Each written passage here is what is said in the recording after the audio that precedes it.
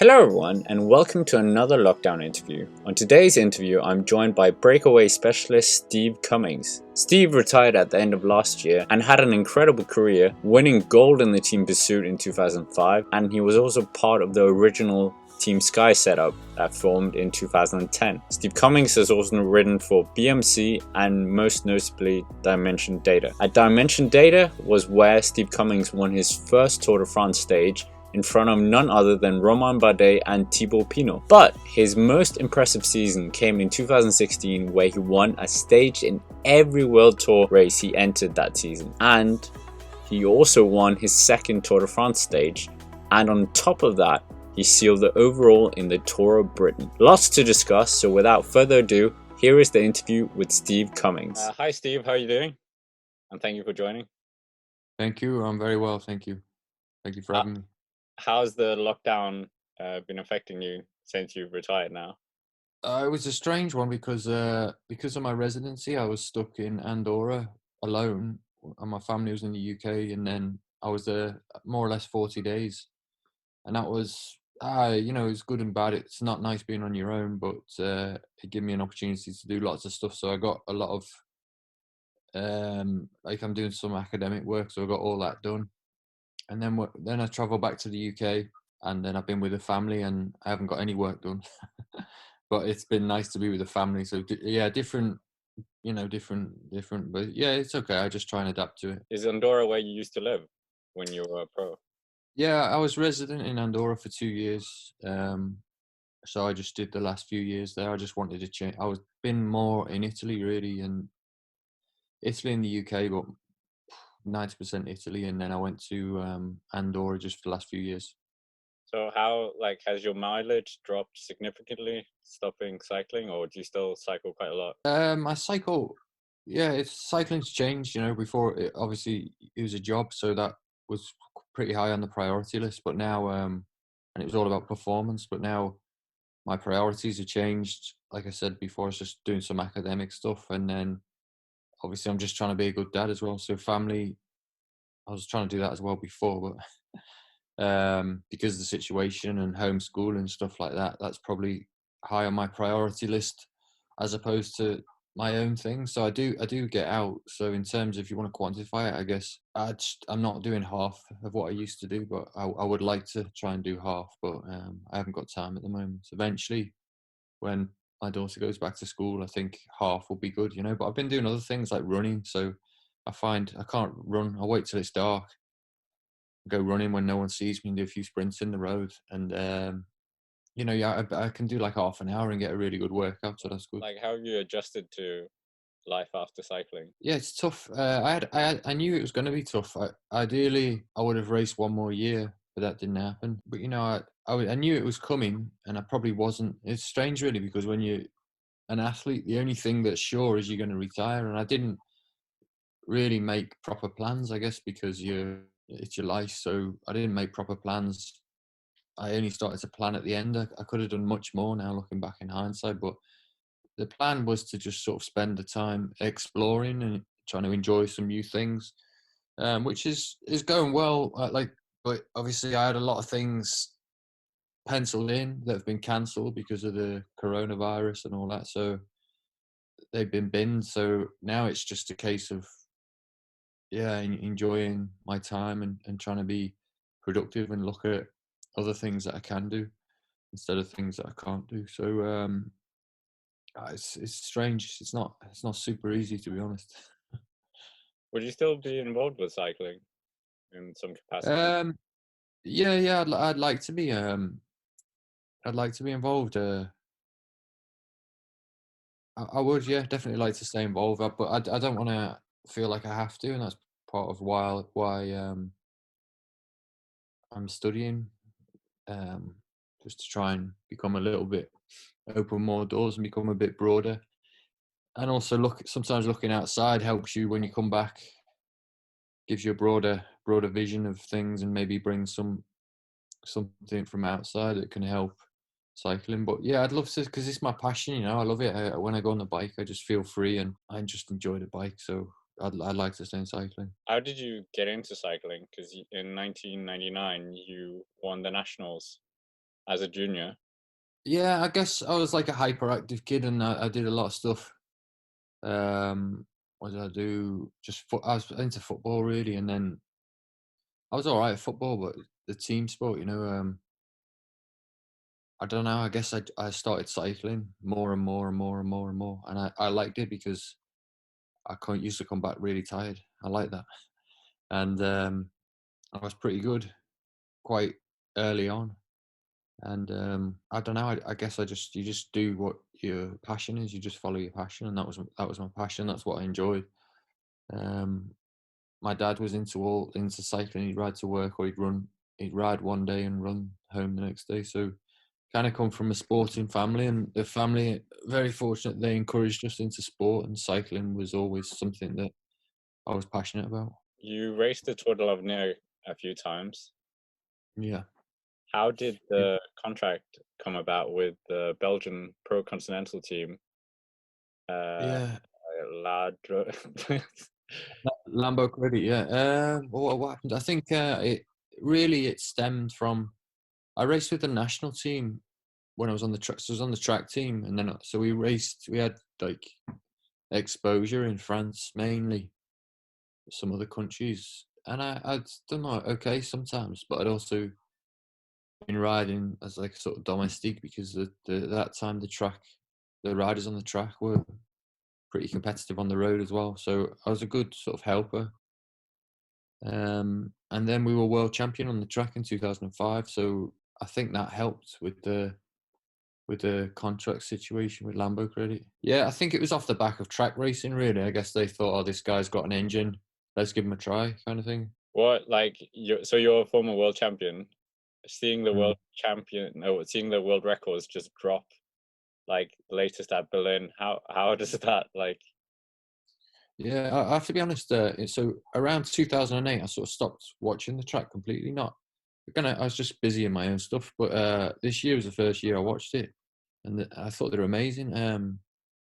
Yeah, I was blown away by how fast they went. But yeah, it's great. It's good because for years I guess the British have sort of been fairly dominant, British Australians. So to see the Danes come up like that, they've obviously found like a formula that's working really well for them, and it's really nice because I'm not sure exactly about the budget, but I'm pretty sure they haven't got the same budget as other nations. So that as well is really nice because I guess it gives everyone hope. So that was amazing. I couldn't have dreamt of. I think we broke the world record in Athens Olympics. We did 3:57, and the record was broken again like 6 minutes later, or something like that. Or we did. I can't remember. Or mate, I can't remember. I can't remember. You'd have to look.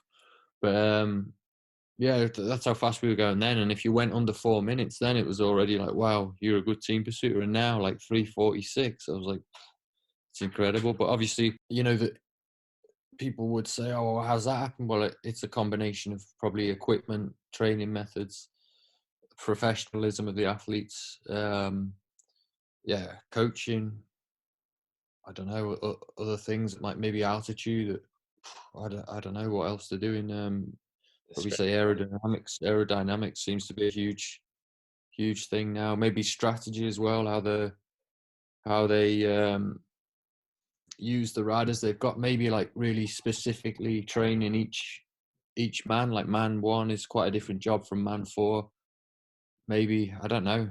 Whatever they've done, they've seemed to have took it up a huge level. So chapeau, I say. So you've ridden for the Discovery team as well in Mm. 2007, and then you moved Yeah. on to Barlow World, where you started to kind of find your feet with some good results. You were second in the Tour of Denmark and second in Tour of Britain, and you won Yeah. the quite famous Coppa. But Banoki.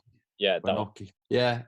Yeah. No, that was a really good season. Actually, I think I was second 10 times. You can imagine if all those had been victories, would have been a different story. But I guess it was the first time I realised that maybe I can be okay on the road. I think up until that point, I was trying to find a niche like as a helper or something like that. But after that year, I started to think a little bit more. Maybe I can win, and started to think about how you could win. how was it racing with Barlow World? Because you had Geraint Thomas and Chris Froome there as well. Yeah, no, it was a fantastic team. We had a fantastic time. We had a great team. If you look at the roster, you mentioned Geraint Froome, but also like Gasparotto, um, Maurizio Soler, Daryl Impey was there. If that team had stayed together and been the tour, it would have been fantastic. But yeah, we really enjoyed it. We were all young, and I guess we probably weren't as professional. So you just growing up. So we made a lot of mistakes, and we were probably doing a lot of things wrong, but we were always trying to be better. And like I say, we enjoyed it, and it was like your first big taste of like the Giro, and I think Geraint's first tour, Rumi's first tour. So yeah, it was a good times, and we always had good crack, good banter, because we weren't, it wasn't really the pressure there. You're just enjoying it because you're like an underdog. So that I always enjoyed those teams without the pressure.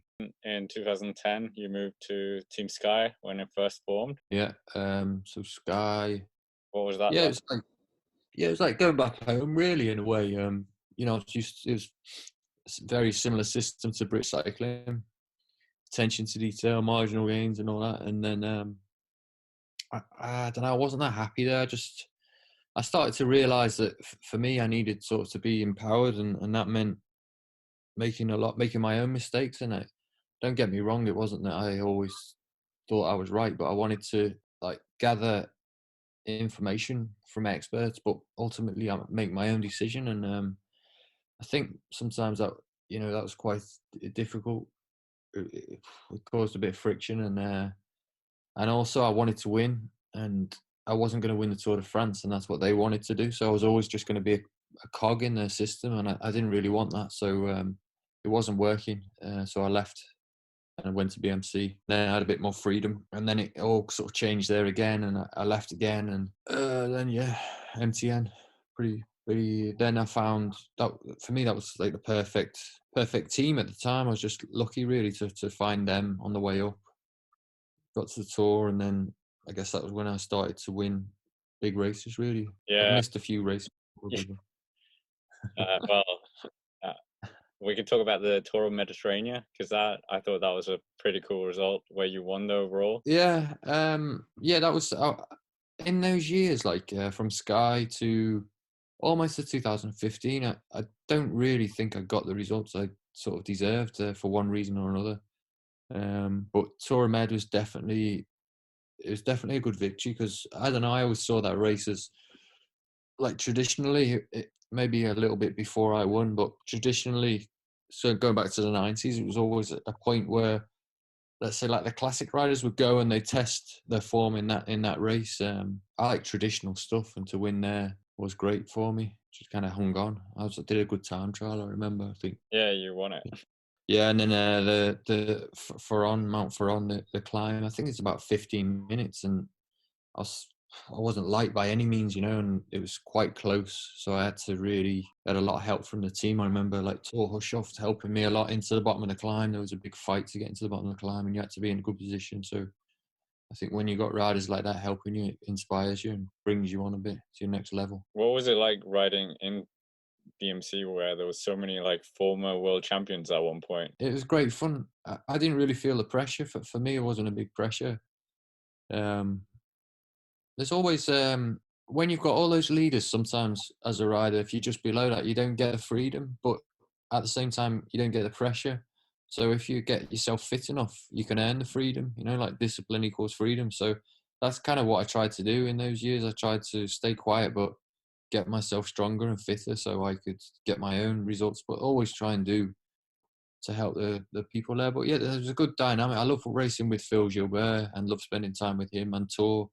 It's just good ambience in the team. It's a really good group of guys, the whole team. So when you changed to MTN Quebecer in Mm, 2015, you in that Tour de France on stage 14, you're yeah, in breakaway, and suddenly you're with Thibaut Pinot and Romain Bardet, yeah. two guys who both finished on the podium of the Tour de France. And what were you kind of thinking when that was all going on? Okay, so once the breakaway, before the breakaway is established, I always think about, right, if I'm not in the break, I haven't got a chance to win. So I've got to. It's almost like you've got to finish that first phase of the race completely spent. Sounds crazy, but if you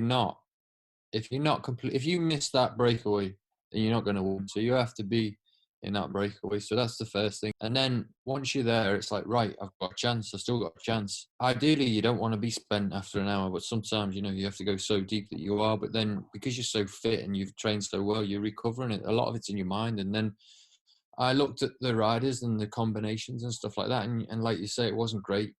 But it's like, okay, well, what's the best thing I can do here? And I felt that time trialing up that climb at the end, getting as fast as from A to B as possible, being as efficient as possible throughout the day to save energy before the climb. I kind of didn't think about winning. I just thought about performing, getting the maximum performance, and whatever that was, that would be it. Because you can't do any more than that. So I was, I made some good decisions. I stayed calm, and I didn't think with a K and a half with let's say 2K to go. Yeah, it all changed very fast, even for me. Like 2K to go, I thought, oh, bloody hell, I've just caught Uran. I'm third on the road now, and that's pretty good. I remember like 3K to go, I think it was Simon Yates. Oh, that's all right. He's a pretty good climber, and it just kept getting better and better and better. But the others maybe went into the red at the bottom, and I didn't. So I think it was just how I played my card, and also you have to bear in mind that it's different. You take these GC riders out and put them into a breakaway, and they've ridden through and off in a breakaway for 100K before. That has an effect on them. I was very aerodynamic on the bike and paid a lot of attention to that and saved a lot of energy. And also my absolute power is probably more. So I was probably hit the climb fresher than they'd have hit the climb as well. So I was able to produce a lot of power, I guess. And then it was just like K and off, K to go. I knew I was going to win from that situation. And once I'd won, the emotion comes out then. Yeah, that was actually the first Tour de France stage for an African team ever. Yeah, no, it was really cool. Yeah, it was cool. It was cool for the team. We were underdog team, first African team in the Tour. I think it was beyond a dream, really, winning the stage for the team. But for me, it was always a dream, always, always, always. But I was 35 years old, and so you're probably getting to the point where you're thinking it might not ever happen now. And I've just gone into that mode of just thinking, well, it doesn't really matter. Just what matters is you do your best and you finish your career knowing that you've always done your best, and then you can be happy because that's it, and that's what I did. Yeah, it's quite incredible that like your results came at like that late age. It wasn't you kind of Yeah, performed really well. I think there's a number of reasons for that. I think for that kind of rider I was, like a Maverick rider, the odds are kind of stacked against you, really, because the majority of World Tour racing is so controlled. It doesn't leave much space for those kind of riders, no matter how successful you are, really, because in a way you're just doing your own thing. Um, so that's the first thing, and then sometimes as well, like I was saying before, like you're in BMC and you've got 3 world champions, and your job every day is to help those world champions win. And I guess MTN was the right balance where all you were there for was to stage hunt. So often my job was done after the first hour of the race because my job might be to help someone get in the break, and that would be it. That was pretty much what the team wanted, wildcard team. So I was lucky to find that team and find that freedom. But if I didn't have the discipline to build the engine, it wouldn't have happened. So combination, good fortune, and yeah, it took me long enough to try. I was trying for years. Sky have kind of become, or Ineos Sky have kind of become this team like renowned for using power meters and just like looking down on the power meter and then pacing themselves up. Is that how Mm. you climb, or do you kind of do more like Vokla where you just do by feeling? I definitely use numbers, but I don't. I don't live and die by my numbers. So I just think there's a tendency. Maybe I'm a dinosaur now, but I think there's a tendency to overcomplicate things. And like for me, numbers were kind of like bread and butter. But ultimately in the tour, when you're deep into the tour, the second, the third week, it's what's in your head, like, because you're suffering and everyone's suffering. And like I said, like, if you don't go to the start line with that mentality of thinking, right, if I'm not in the break in an hour, I'm not going to win. So you have to leave it all out on the road several times before you even come to the final. That was what I used to have to do anyway. So in 2016, that was kind of the year where it seemed like you just won every single World Tour race you were in. You took one stage at some point. Yeah, I think it was probably the perfect year for me. Yeah, I couldn't have done like you say. I won every World Tour race I started, stage race. I won a stage, and that's pretty good. It's pretty hard to do that if you're a sprinter or a climber where there's possibly more opportunities. So it's a perfect year in a way. I mean, I crashed at the end and finished the year, but I sort of enjoyed my brother's wedding, and that, I guess that was the end of the season. But it had been a great year. Yeah, it's just all the hard work over many years paid off, and I was a different animal because I had that confidence. I think after the Tour de France, and that sort of like, I just didn't care. I was just like, I'm just going to do my best, and I'm not going to waste any opportunity. And I was fortunate that, like I say, I was had the freedom in the team. What was your highlight? Was it winning the Tour of Britain, or was it taking another Tour de France stage? I think probably that if you see the highlight of the year, it has to be the Tour. Always has to be the Tour. But yeah, I mean, winning the Tour of Britain is so complicated. It's so complicated because normally to win GC you have to excel in one thing, and I wasn't really excelling in anything. I was just sort of good, solid at everything. So I had to use that to my advantage, and I probably won. I guess I won because I took advantage. I was just brave and took like advantage of an opportunity. I think it was stage two. I just managed to get steal a little gap on the favourites, and and then just hang on to it in the time trial. You know, Rowan Dennis, the Moulin were there. So when you stood on the podium and those two are below you, you realise you've done something well tactically, because they both beat me in the time trial, and they both beat me on the hilltop finish. So, that kind of summed up, if you like, the rider I was. I took advantage of a situation, maybe through tactics, maybe, yeah, just maybe through reading the race well, or whatever, applying the power in the right point, maybe. During Grand Tour, you kind of seemed like you were either like right at the back or you were in the breakaway. Did you Yeah. do that to conserve energy because you just getting through the stage you weren't in contention? Yeah, I mean, I think I was definitely like that in those latter years, but you have to think about like what the goal is of the team, and the goal of the team was to win stages. And why would you ride in the front all day? Like, why would I ride in the front on why would I ride in the front?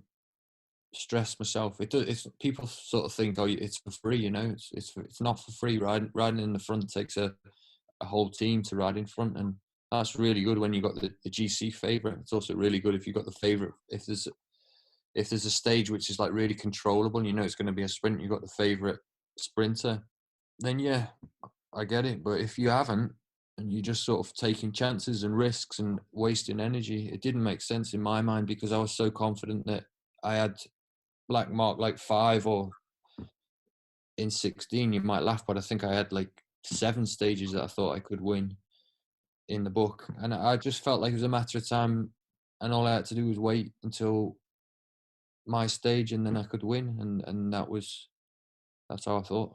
What Rather than waste energy on things I couldn't do, I just concentrated on what I could do. And it's a different kind of model. I mean, people are always, it's just like, it's almost like traditional: ride in the front, ride in the front, ride in the front, ride in the front. And sometimes I get it, but there's studies out there that say actually you're saving much more energy behind. I mean, okay, there's that element of risk, but like I say, if you're not doing GC, or you've got no chance in that stage, or you can't help your teammate, then why would you do it? Why would you fight? Why would you waste energy? But because they say so on the television. That wasn't for me. I was always making my own decisions.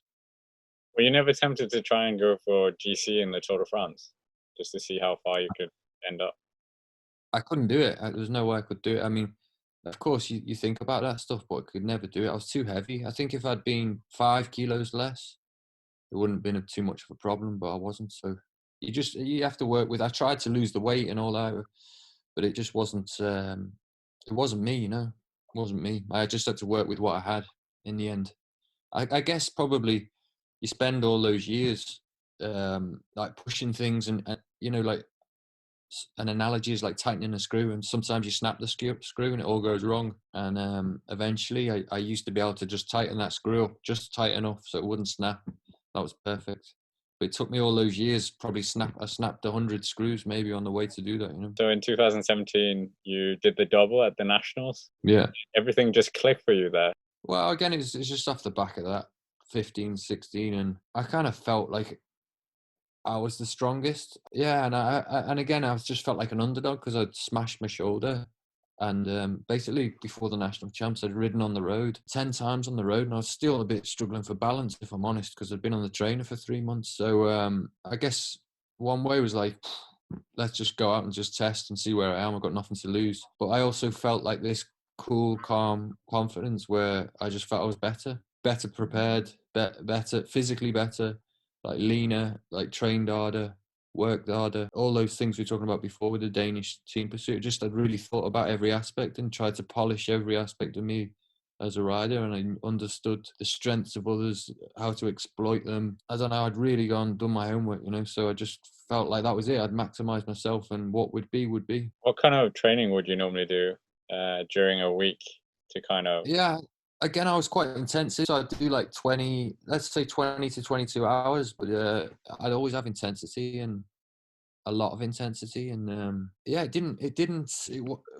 it often when I'd win races, I'd average less watts than what I'd do in training. And I think that helped as well because it was always like, that gave me a confidence as well. I was saying before about not looking at numbers. Well, I did used to glance at the numbers and think, well, because you can't, in a race, you can't really control the numbers, but you can sort of use it. And you think, well, I don't feel great, but I can do like 30% more than this. And it's just in my mind, and use it as a guide like that. And also I used to think, well, if I'm on my limit now, the others must be completely dead, you know. Would you just do kind of long 6 hour rides, or would you do like long 6 hour rides?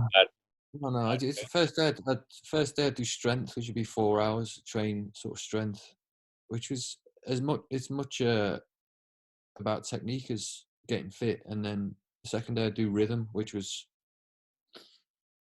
a lot of my training was technical as well as sort of physiological, you know. And then training on rhythm, and then the third day I'd do endurance training, which would be 5 or 6 hours. So it'd be like 4 hours, 3 hours, 5 or 6 hours. But generally I'd always train alone. It's pretty much because I was always doing an interval of some sort. I'd either be going uphill or doing an interval on the flat, and there wasn't much space for cruising around. What's your favorite climb that like during the Tour de France and during whatever endurance time? My favorite climb, I don't know, Port de Ballet is probably, in terms of racing, in terms of Tour de France, I picked that, or Col d'Aspin as well, for obvious reasons. But Port de Ballet was good because I had a real bad crash in there in 2012, I think it was, and it nearly knocked me out the Tour. And then I went back in 2017 with the national champs jersey, and like I summited an HC climb in the Pyrenees at 74 kilo first, you know. So that was, I think that has got a good memory. It's a beautiful climb as well. I've done it a few times in training. So and yeah, it's a hard climb. It's not really good for my characteristics. So I guess it was me like really pushing myself to, it was really stretching my limits, like physically, of what I could do. So I guess I like that climb. Trains to training, which climb do I like? Yeah. I like work. So I live in Tuscany, so I live quite close to sort of between Florence and Pisa. There's the town called Pistoia. My favourite climb, I'd probably say, I don't know, maybe I'd say a climb called Vinci, is where Leonardo da Vinci was born, and it's like 3%. They did it in the Giro maybe 2 years ago. They finished in Fucecchio, and they did that climb. It was the final climb, but it's still 25k to go. But it's only 3%, but it's just like it sort of winds, and yeah, it's nice. It's in the shade, it's in the sun, it's not too steep, and the views are amazing. Yeah, the views are amazing. It's all views, so fantastic. Who was your hero when you were growing up? Who kind of inspired you when you were younger? All that era, you know, the 90s. I like Michele Bartoli. He's the one who'll probably always, just the way he sat on the bike, he was fantastic. Ingeran, just because I liked his persona. He was kind of humble and quiet. Pantani, he's flamboyant. Cipollini, I liked all those riders in that era. I think it's difficult. Chris Boardman, I used to really admire sort of how clinical he was, I guess. He just picked one thing and just concentrated on that and was the best in the world at that. And yeah, I like that as well. Is there any race, like if we take the Tour de France aside, is there any race that you kind of always enjoyed riding more than others? Liège, Bastogne Liège. And what about Strade Bianche? Because I always thought Strade Bianche would be a race that you could do well in. Yeah, I didn't really like it. I'll tell you why. Because it's quite, I don't know. It's sort of, it's somewhere in between like Liège and the classics. And the problem for me was it was all that fighting for position, and that wasn't my strength as a bike rider, fighting for position. And also, yeah, I don't know. My position on the bike was like biomechanically was built for aerodynamics and not sort of handling the bike super well. So you needed, yeah, it wasn't. I didn't feel comfortable there. Don't get me wrong, beautiful race, fantastic. Also, some of those climbs were quite steep, which again was not my thing. You know, steep climbs, short. The climbs were probably a bit short for me, to be honest. I did it a few times. It's just bloody savage. It's one of the hardest races in the year, so I just tried to avoid it. I used to enjoy San Remo. That was a good race. So looking back at your career, we've discussed it quite a bit now. What is your highlights of it? What do you look back on and think that's my proudest moment? Probably I'd just say 2016. I think that was kind of the rider I wanted to be. I was good from March till September, which it's quite hard to do. It's quite hard to manage. And when I say good, I was winning at highest level, so consistently. So from breakaways, which is bonkers, really. But so that All right, thanks very much. That neatly wraps up this interview. Thanks for your time, Steve. no worries. Thank you. That's it for this lockdown interview with Steve Cummings. If you're new here, why not check out the interview I did with World Team Pursuit champion Julius Johansson of Denmark or British Continental team owner Tim Elverson. And as always, thank you for watching and see you next time.